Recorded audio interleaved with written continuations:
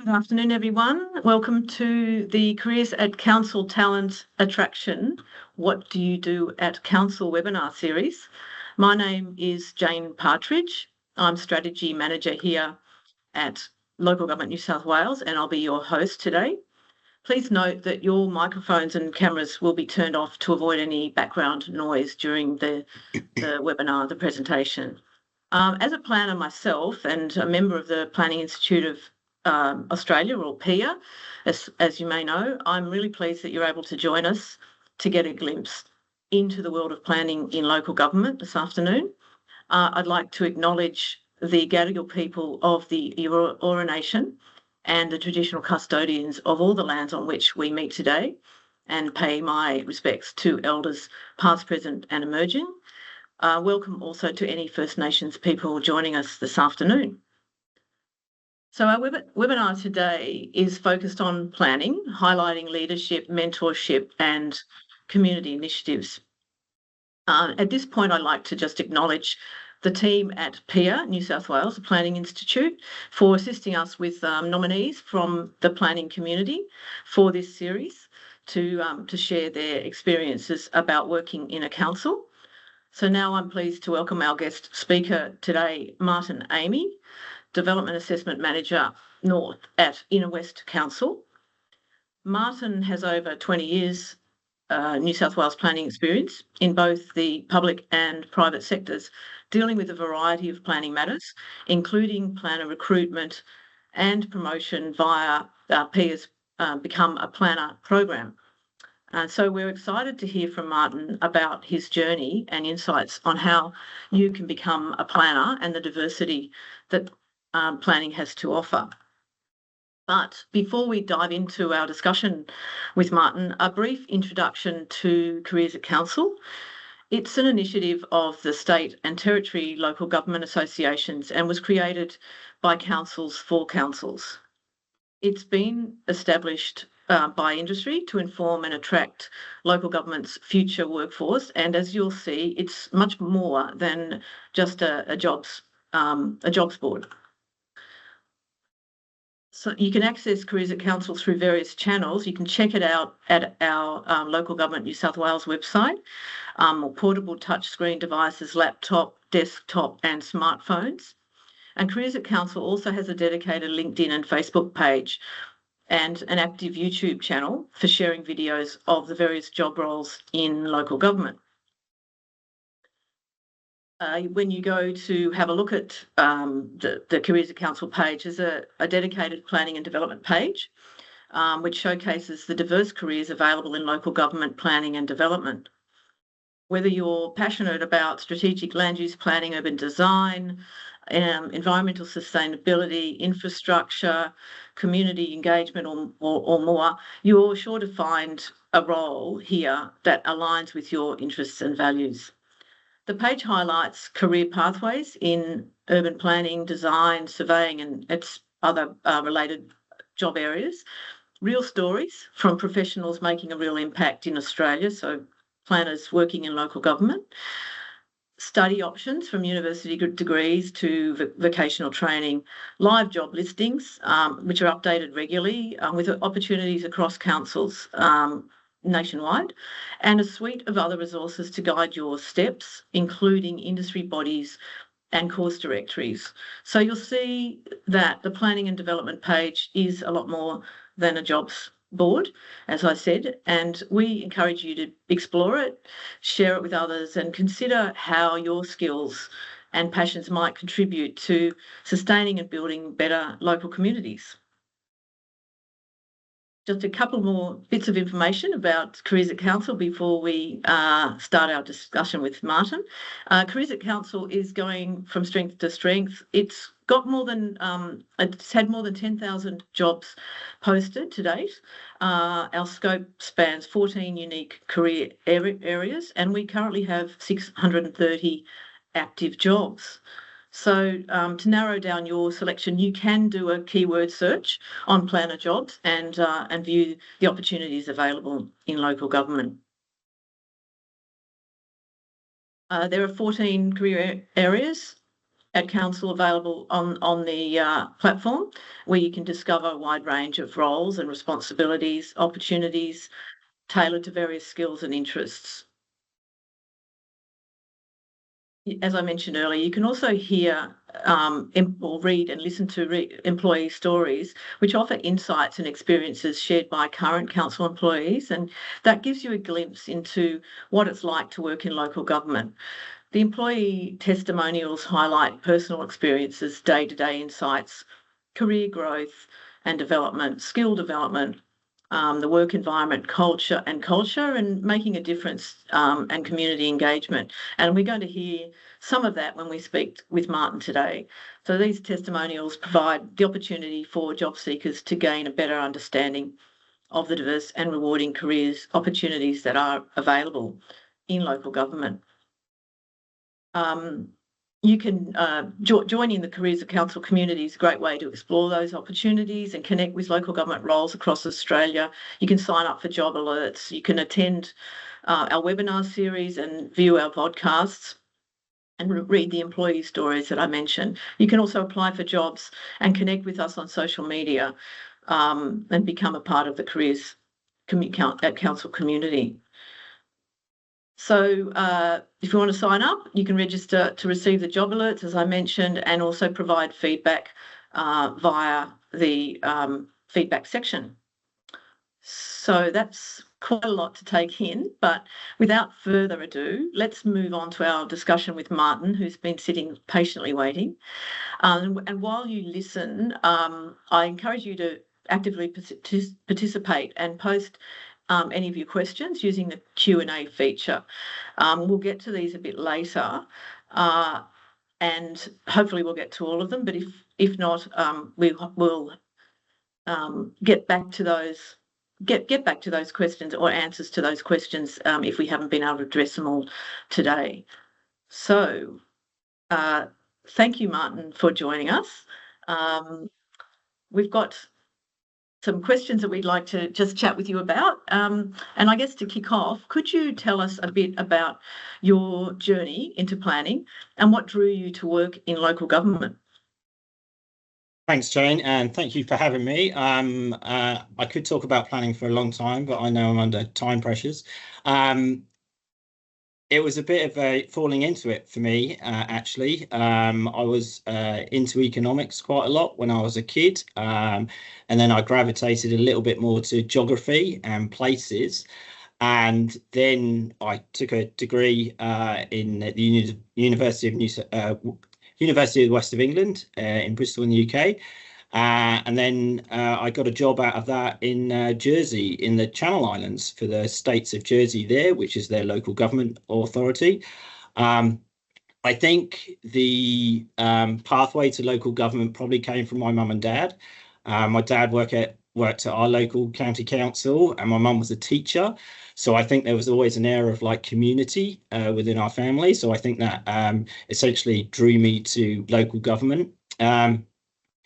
When I had a contract there in Jersey for about 18 months, I think, or 2 years. And then a decision was made that I can't tell you the age, but when I was a bit younger, that I would come to Australia. That was a bit of trepidation. My mum wasn't too keen on that at all, but ultimately I thought that I'll give it a crack and see what comes of it. I went to Queensland initially, and people will be aware of, if the people are aware of the tightness of local government areas in England. I assume that if I was to apply for work experience or things in Queensland, just because the lines were adjoining, they would be pretty close to each other. I was pretty naive at that age, and ultimately I found that Rockhampton wasn't very close to Brisbane. Whilst I did do those thinking about work experience, unfortunately I didn't get any bites, and then I thought, well, I need to try a bit of a different tact, and then I came to Sydney. I did the same there, and similarly I didn't get any bites in terms of work experience. But during that time, I was learning about the systems. I was trying to get myself a bit more prepared for hopefully a job in planning. And luckily I was going to say for the council, but for me, Ashfield Council, which it was then, took me on. They sponsored me. It was a job back then that was sought after for skilled migration, so they took me on, and I stayed there. Back then, it was a very small council. You were put into the complex stuff, the simple stuff, and you were there. Right, go and have a go, see how you go. Super supportive, learned so much in the time that I was there. And then I thought it's probably somewhere where I need to grow my knowledge a bit further.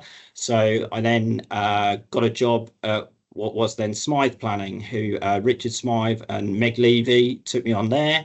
And I stayed there, and similarly, they gave me stuff that can't be repeated in terms of planning, probably, and going into what you deal with. But great diversity of things to do, and I think that stood me in good stead. When an opportunity came up, then Leichhardt Council for a role, and I took that. And again, very diverse area, very interested community, and very people who are knowledgeable about planning.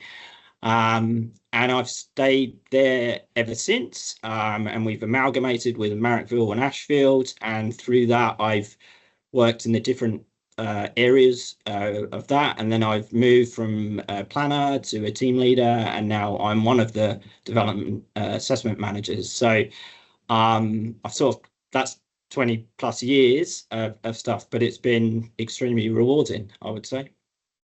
It would have been a huge challenge coming from the UK and trying to navigate the Queensland and New South Wales systems, and apart from the geographic kind of naivety that you had, but the systems and learning all of that would have been, a mountain, I imagine.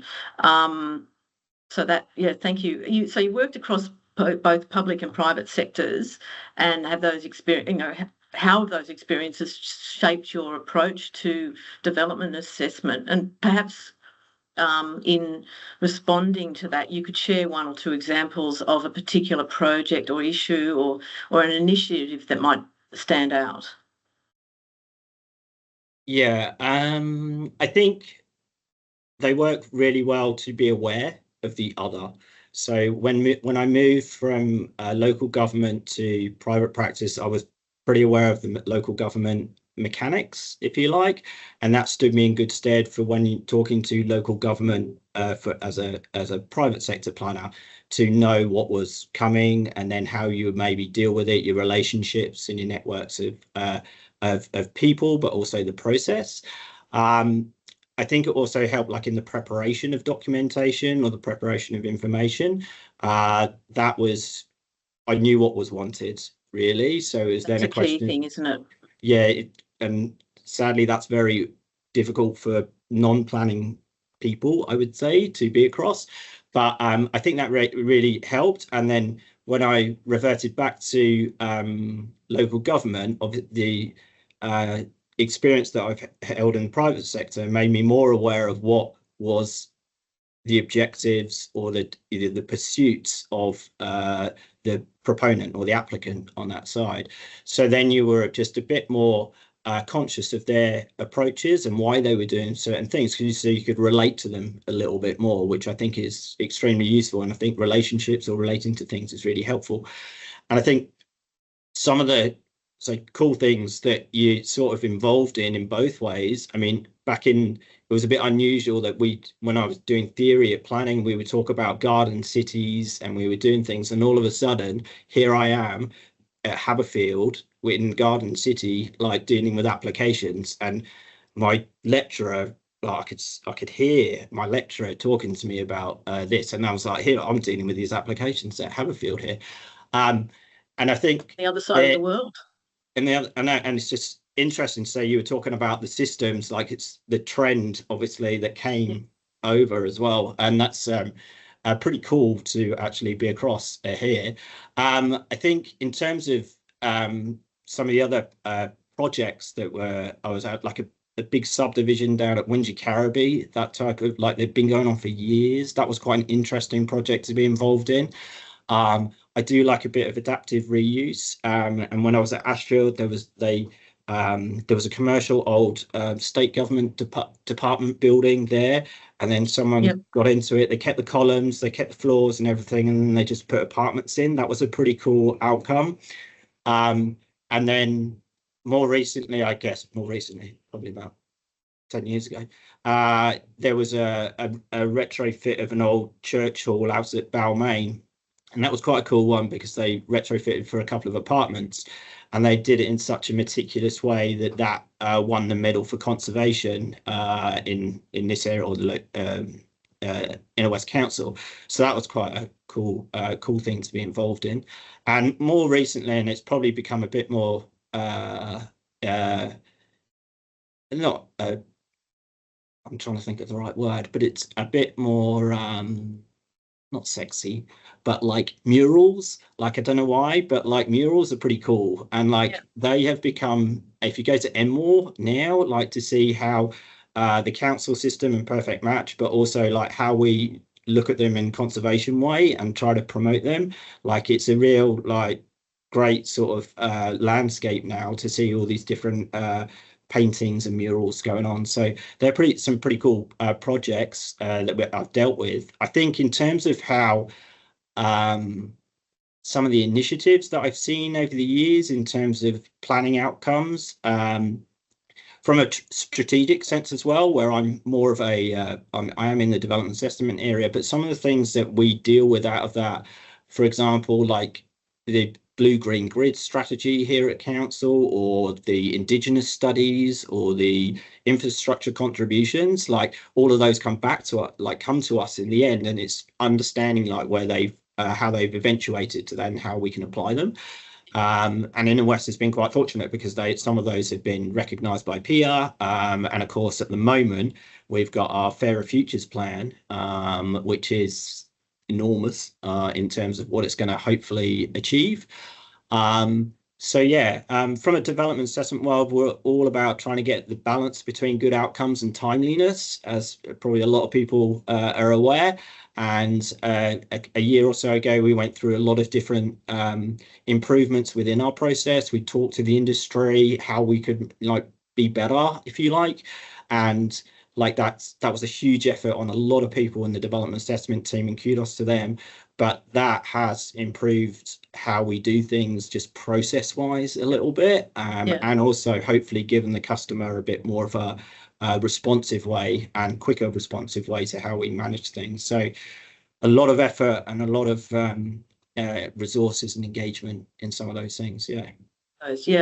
Well, of course, as a development assessment manager, you're part of a much wider team in council that comprises not only of the planners who assess the development proposals like your team, but also all those colleagues who work in strategic planning, master planning, rezoning, etc.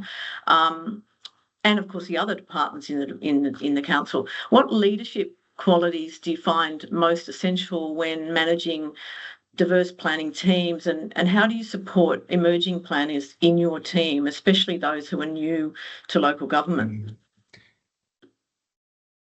I think the main thing for leaders these days is that being present, like not generally physically, but like just being there for the people that are within their teams, and that they feel, that you're there for them. Like, work and life is challenging. Like, planning is a challenging industry to be around, and a lot of the skills that you have in life are transferable to planning, really, in terms of your relationships and how you communicate, and vice versa, really. My wife would sometimes say, stop planning me, really, in terms of how maybe I'm communicating with her. But I think a lot of it as well, like, it's down to your team as well. Like, we have like a management team and team leaders as well, who are really invested in supporting each other and supporting the people who are within their team. And if you build that, then hopefully it just rolls on and does what it can for itself. And we are continuously trying to improve and be better, really. I mean, fortunately have a really good cohort of student graduates here, and they are a good pool of hopefully people that we can bring in. They're really keen and enthusiastic, and then we can actually grow them to develop probably not only their planning skills, their technical planning skills, but like how to work in an office, how to like talk, how to communicate with people, how to deal with situations that come up. And I think that can only benefit not only their planning career into that, but also into new roles, but also life as well. I think so. It works both ways. Yeah, so it does sound very supportive. So you're a peer mentor, speaking of being supportive, and involved in the Become a Planner program. What motivates you to invest in mentoring that next generation of planners, the emerging planners, some of whom aren't always young planners? They're often emerging planners, not always, starting out. They've shifted careers. And perhaps when you're responding, you might share a memorable mentoring experience or a few of your observations about what those emerging planners could expect to gain if they joined the peers mentoring program. Yeah, I think the biggest thing I think for all the mentors, I guess, is that they're willing to share and impart some of their knowledge or experience to, and how they feel so passionately about planning or the career or that they've chosen, that they can hopefully give that to someone else, and they carry on and use that as well. I think for me, I'm quite proud to showcase planning. Like, I think it's an awesome career. I think it's so varied. The breadth of it is just unlimited in terms of what you can do. And at the end of it, I think you're involved in something that's going to shape like lives and the world that we live in. And I think that is a really cool thing to be a part of, really. I'm a big engager with people, and as part, like, one of the things I remember with one of my mentees was that this was a emerging one who was mature and like hadn't done an interview for a very long time, and like was a bit apprehensive about what that looked like, and they were looking at local government roles or government institution roles, and it was a case of well, we'll set up a mock interview if you want. So we set up a mock interview, and I leaned on a couple of my aspiring planners here to be on that interview panel, so they got a bit of an experience as well out of that. And it gave a flavour of like what it could be like. And an interview sometimes is a bit of a false construct as to what you like, but it's part of the process, so you need to have some skill in that. And I thought that was a really cool way of maybe helping them out, not about planning or anything like that, really. It was just about how to conduct yourself, really, which is part of the difficulty that I find a lot of people do find, is that they'll get an interview or something like that, and then it's, why didn't I get the job? And like, maybe they're just not aware of what they're actually doing. I think the great thing about the mentoring program, or just peer in general, is your networks as well. Like, you create a whole host of networks that you can then talk to, rely upon, and maybe not only about technical planning stuff, but also about career progression paths. So I think that's a good part of it, and like, we bounce ideas off each other about like what is good and maybe what's trending and things like that.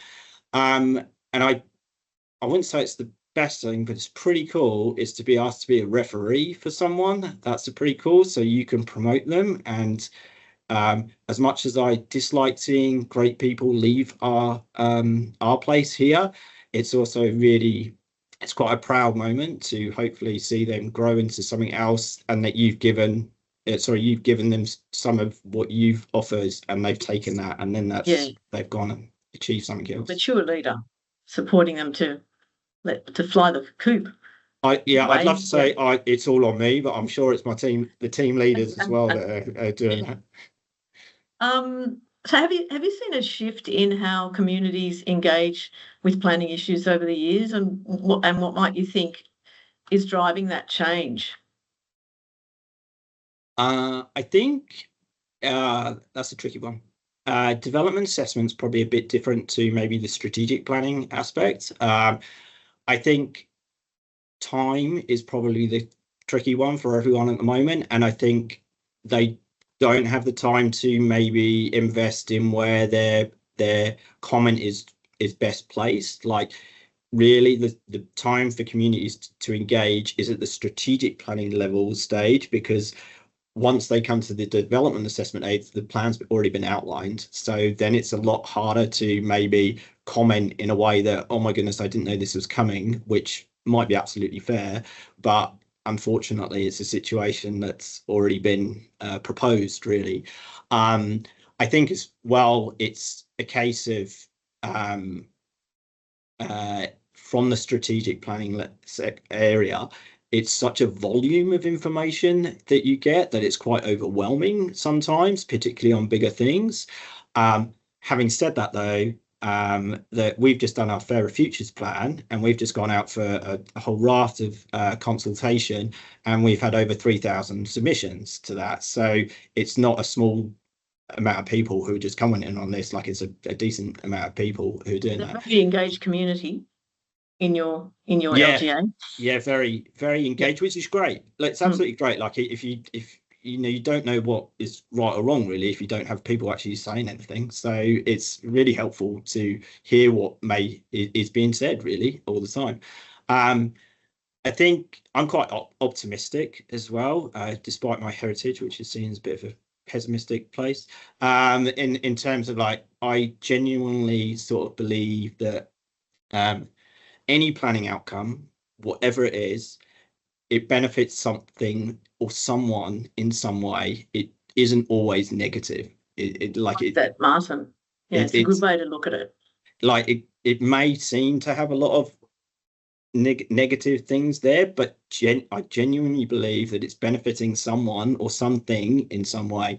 And I think if you can retain that approach to things all the time, then I think you will always seek a good or reasonable outcome to something. I think in terms of, like, if we were to try and look at how communities can engage into the future, if you like, if we feel like it's not, I think a really good thing would be to try and engage with the people who are going to be the future. So if you like, trying to get it, like Pia is trying to get it into into schools or in there, so people are more aware of, like, what does this mean? Like, you are going to have a letter, or you are going to have a notification of this sometime. Do you know what it means? So then they're a little bit more informed about maybe their comment or their engagement in it in the future. So, and the more people involved, the better, because, you know, it makes the more ideas and the more thoughts behind it would hopefully make us a better outcome in the end. Listening to the community. Well, it's sort of touched on this a little bit, just the role of planners continues to evolve and refocus in response to things like climate change and the housing pressures that just seem to be intensifying, and of course infrastructure demands and the like. And based on your experience, what would you say are some of, and you've got to limit your answer here because, you know, you could go on forever, but what would you say some of the biggest challenges and or opportunities that face planners today? The housing one's well known in terms of, and I don't have a unicorn idea, unfortunately, to solve that one. I think, and I don't think it's now, I think it's planning in general. I think it's the competing objectives that is always the trickiest thing to manage, and whether it be housing, climate change, infrastructure, anything like that. I think the difficulty is you're trying to get the optimal outcome for every objective, which I think is extremely difficult to achieve. And someone, unfortunately, is not going to get their optimal objective here. And I think that is in part the great challenge, and it's the great opportunity for people who want to be planners, is that they want to be a part of something that hopefully gets that reasonable or balanced outcome and is trying to, across all those competing objectives, because you know, a compromise is when everyone leaves a little bit unhappy, really. But ultimately, we're trying to get that balance, I think, to say that this is going to benefit as many people as possible, as opposed to maybe lesser of one of the objectives or something. Yes, I like that. I like that answer. Having planning qualifications, of course, is just the start of a planning career. And more often than not, there are many specialist areas that planners either touch on or regularly engage with as part of our role. And could you perhaps, for people listening, discuss some of the interactions that you and your team have with other professionals and departments within council, and as well as when you're engaging with state agencies, government agencies outside of council, what are the skills that you feel are important? You probably touched on a little bit already. I think that's I think the interactions with other experts is like one of the best things about local government, because you're sort of like absorbing information like a sponge sometimes, and you don't really know you're doing it, and then you're using that later on. And the way I think most councils operate is, you'll have a very clear group of experts, whether it's stormwater or heritage or trees, and you're consistently talking about like a proposal, whether that's strategically or whether it's in assessment. We have roundtables pretty much all the time. There's at least one a week in terms of things. And I think for people who are getting involved in that, you just need to be there, really. Like, you don't really need to know exactly what is being talked about, but you just need to gather that information to then hopefully make you aware of it in the future. And like, for anyone coming in, like, you would just be curious, you would be asking questions about that. What's it mean? I don't know what that is. Like, what's that acronym? Like, planning is like bombarded with acronyms. Like, what is it that you're talking about? And like, even now, like, you never stop learning. Like, you Yes. walk out there and you speak to a stormwater engineer and you've learned something new there, or you speak to a waste officer and you've learned something new about a new trend happening.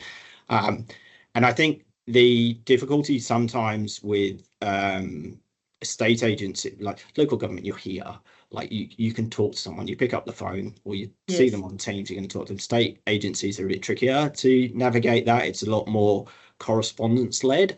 And I don't know, maybe there's the opportunity to maybe have those round tables a bit more on things where you have a dedicated time to speak to state agencies or something like that on items in your area. It's more of a face, isn't it? A face, an agency face, not an individual interactions. With the introduction of AI, can you have you got any early sort of observations about how you'd see those sorts of emerging technologies would impact or shape the work of planners? I definitely think there's a role to play. I think the what AI can probably do is use it. You have the idea, it will give you feed it a few ideas, it then gives you a map of it. You then go, oh, I'm not sure about that.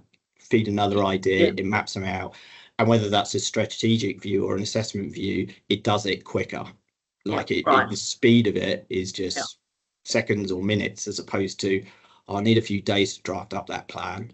No, you wouldn't have to do that. So, and I think it won't give you it 100%, but it will do the base for you. So then you can then use, and that, I think that's why everyone sometimes is in planning to like resolve things, is that you can dedicate your time more then to critically thinking about stuff, as opposed to maybe, taking time to redraw a plan, but do something that could be done a lot quicker. So I think that should hopefully relieve a lot of the people in the industry, not only planning, but in the built environment industry, to dedicate their minds to actually, as opposed to maybe the technical stuff. And I said, like, particularly in process, I reckon like that will really help. Hopefully knock that out pretty quickly. I did have no, AI didn't give me the answers to these questions, by the way. These are all my own thoughts. But yeah, so I definitely got a part to play. I do think that it will enable planners to have more time to critically think, and we will get ideas quicker. A lot of learning and well, with AI in any application, I think, but it's sort of early days, isn't it? And there's a lot a lot to learn, and Yeah. about how we can use it and not be afraid to use it. As planners, we both know that the potential diversity of roles and the specialties that a planning career can take you is, very broad. And working in local government as a planner, and whether that's be in a metropolitan council like Inner West, or a regional or a rural council, and some of those are extremely small and some are significantly large, but there's such variety. But all those opportunities can nurture a great variety of ways to enrich your skills, as we both know. What advice would you give to planners who are just starting out, and to someone considering a career in planning in local government? I think you've already given us a few good little gems already. So I do think local government is a place where you can really consolidate your understanding of the planning framework. I think you're around it all the time, and people are asking you questions all the time, whether you're straight into what we would call duty planning, just asking questions, and questions can be far and wide in terms of what you're being asked. You have to go and look something up and go and find it, and then you work out how the legislation sort of fits in to other parts, and then you apply it, and then you learn from that, and then that can give you that gives you a great base, I think, to either forge your career and learn more complex things and how they interrelate, or obviously then go and apply it somewhere else. I think any planning organisation that I've been in, or I think most people, are willing to give you their experience and share and help in you learn more about planning. I don't think I've ever come across a person or a place that isn't willing to offer that. And I think that is really great in terms of the industry, and because I think people, and as much as they might not want to say it, I think planners really, they care. They're in a profession that is going to change the world, and I think they care about doing that. So I think they care about helping other people to do that too. I think in terms of local government, again, I think back on probably what I said before, it opens yourself up. It opens your eyes to a few different areas. So whether it is engineering, waste, parks, that type of stuff, and you engage with these people all the time, and then you might find that planning, you may navigate a slightly different path in terms of your planning awareness, and that is great, because you found an even more nuanced area that you have that you'd like to do. I think the sponge thing is probably a really good one. I think it's up to the person coming in, but you need to put yourself out there. You need to take the information in, and you need to gain as much as you can for whatever period you're going to be there. The one thing that I would say is development is extremely emotional and stressful, for everyone involved, even us. We're not immune to how it can materialize over that. And I think the more you're involved in that process, the more you become aware of people's what their objectives are, if you like, against what maybe the control objectives are.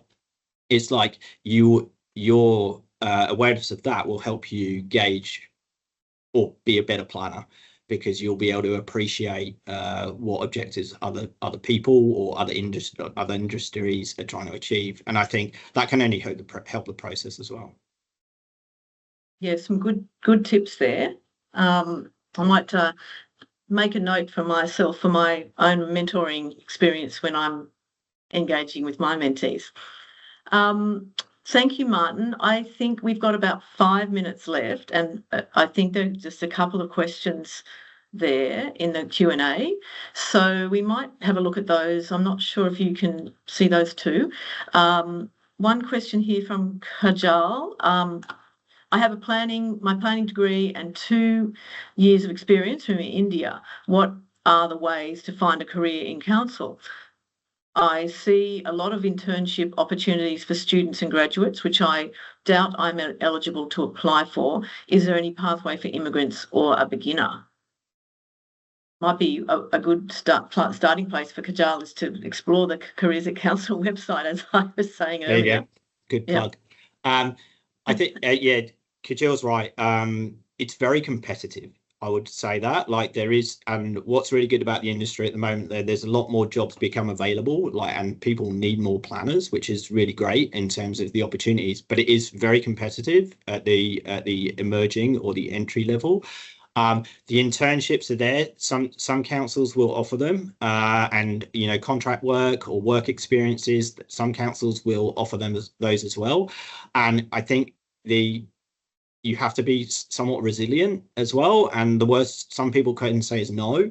So it's also like just putting yourself out there and making sure that when you're maybe applying or putting yourself there, that you're giving something that the person on the reading end is going to think, oh, well, they're super interested in this area.